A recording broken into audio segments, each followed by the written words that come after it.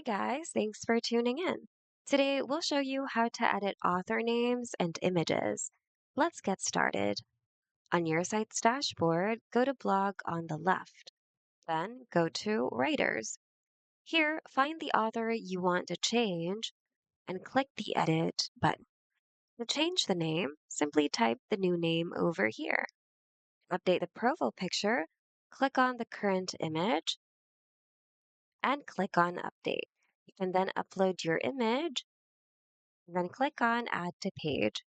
You can also edit the additional info below, as well as add or edit a short bio if you want to. Once you're done, review all of the changes you've made and click Save. And there you go. Hope this video was helpful. If you need more Wix tutorials, check out our channel and consider subscribing as well. Thanks for watching and see you guys in the next video.